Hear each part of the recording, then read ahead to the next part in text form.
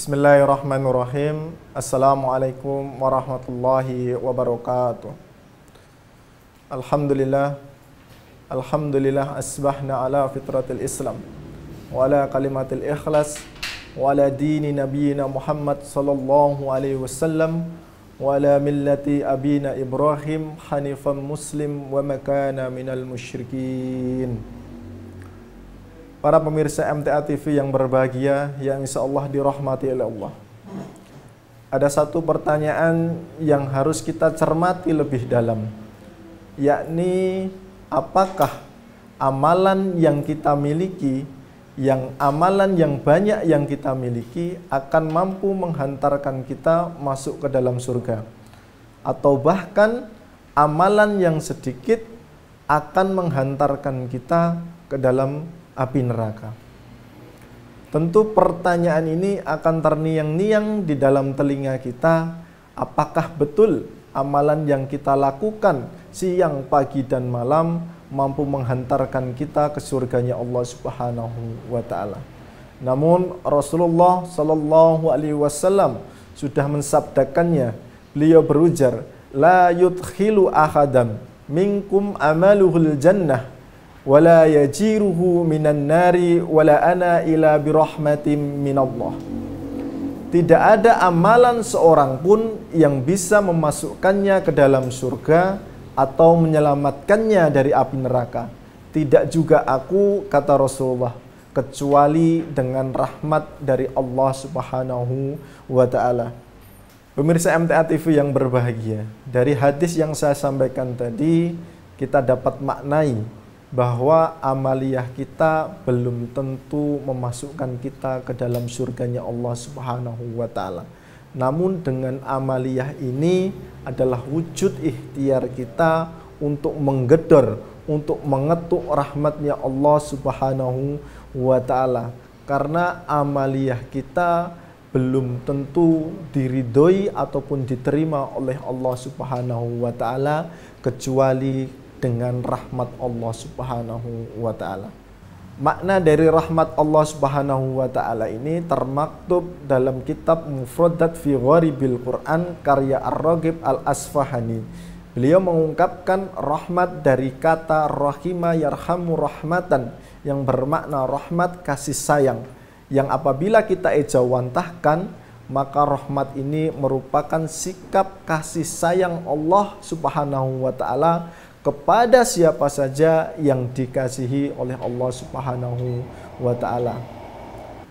Pemirsa MTA TV yang dirahmati oleh Allah, hadis di atas juga berdasarkan menurut pendapat Ibnu Hajar Al-Asqalani dalam kitab Fathul Bari, diungkapkan kumpulan pendapat dari para ulama. Setidaknya ada 3 pendapat, yakni pendapat yang pertama bahwa rahmat Allah itu mutlak hak prerogatif dari Allah Subhanahu wa ta'ala.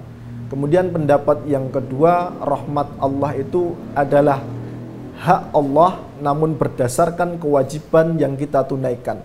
Ibnu Hajar Al-Asqalani mengibaratkan seorang budak yang dia harus bekerja terlebih dahulu supaya mendapatkan upah.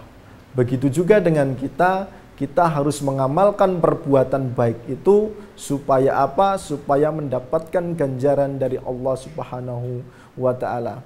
Kemudian pendapat yang ketiga, rahmat Allah itu ditunjuk berdasarkan manjil ataupun urutan dasaran apapun yang kita perbuat. Apabila kita melakukan amaliyah ini dengan bersungguh-sungguh, maka Allah menempatkan kita di surga yang tertinggi. Begitu juga dengan amalian-amaliyah yang kita lakukan. Jika taraf amaliyah kita memang biasa-biasa saja, rahmat Allah masih bisa datang, namun berdasarkan tingkatan yang Allah kehendaki. Pemirsa MTA TV yang dirahmati Allah, maka jangan terlalu bangga dengan amaliyah yang kita lakukan.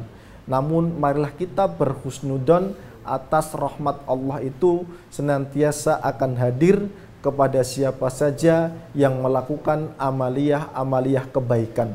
Ibaratnya mengetuk pintu, amalan itu ibarat alat untuk mengetuk pintu rahmatnya Allah Subhanahu wa ta'ala. Ini juga berkesesuaian dengan kisahnya Nabi Ibrahim dan Nabi Ismail alaihissalam. Beliau sudah melakukan amal kebaikan. Beliau sudah menyerahkan seluruh hartanya.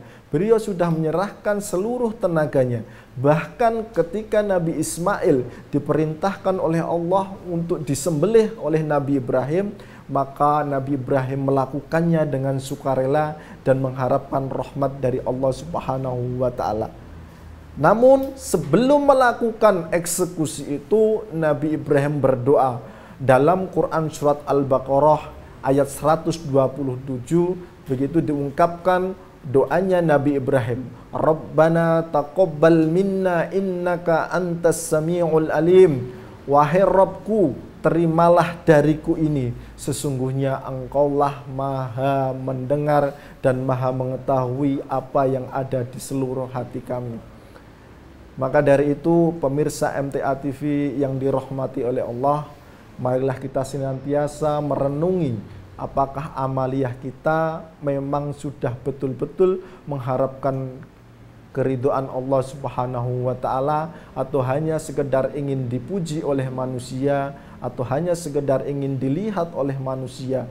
Karena itu akan merusak amaliyah kita, akan membumi hanguskan amaliyah-amaliyah yang sudah kita lakukan.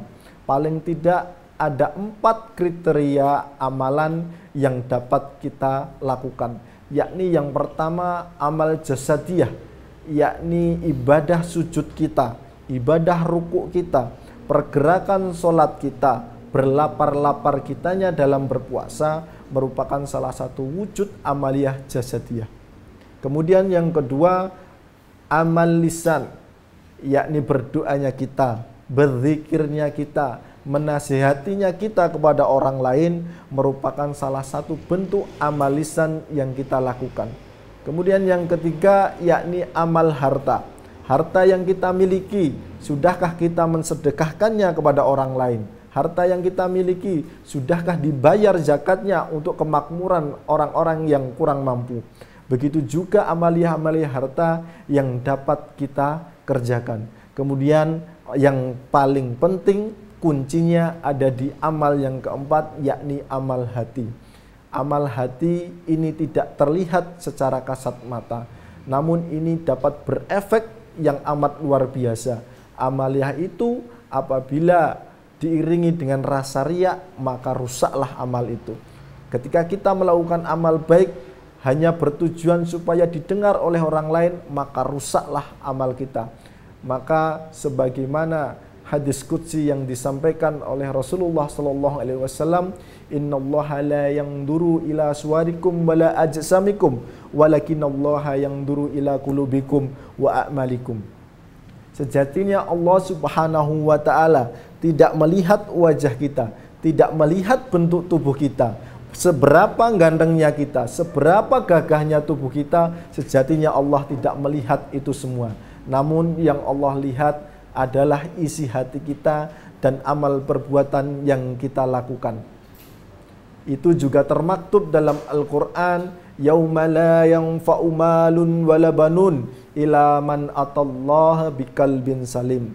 Akan tiba suatu hari di mana amal harta dan anak-anak yang kita miliki tidak ada manfaatnya, kecuali hati kita, ketaatan kita dengan hati yang selamat, dengan hati yang tulus ikhlas, dengan hati yang disandarkan kepada keridhaan Allah Subhanahu wa ta'ala.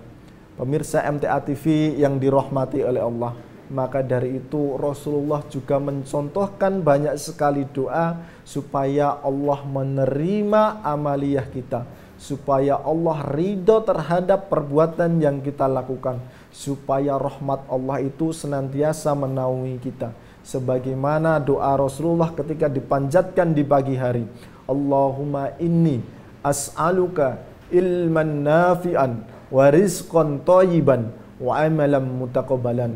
Ya Allah, sesungguhnya kami mohon kepadamu ilmu yang bermanfaat, rizki yang barokah.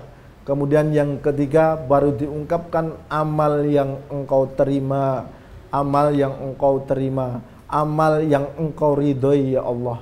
inilah doa yang telah dicontohkan oleh Rasulullah, maka marilah kita senantiasa mengamalkan doa yang telah dicontohkan Rasulullah, supaya apa? Betul-betul amaliyah yang kita lakukan, perbuatan baik yang kita lakukan memang betul-betul lillahi rabbil alamin.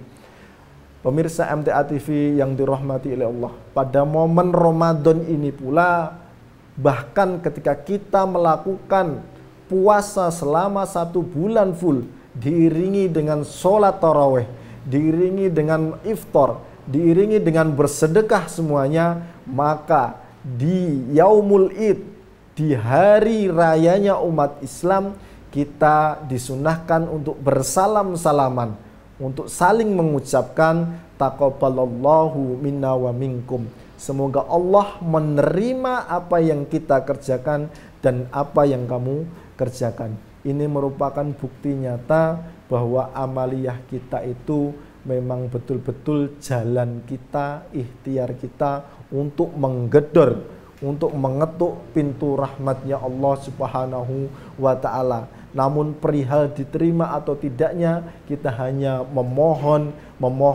dan memohon kepada Allah Subhanahu wa ta'ala. Semoga kita termasuk hambanya yang apabila melakukan amal kebaikan senantiasa diterima Allah Subhanahu wa ta'ala. Mungkin itu yang dapat saya sampaikan perihal ini. Apabila ada salahnya, saya mohon maaf yang sebesar-besarnya. Billahi taufik wal hidayah. Wassalamualaikum warahmatullahi wabarakatuh.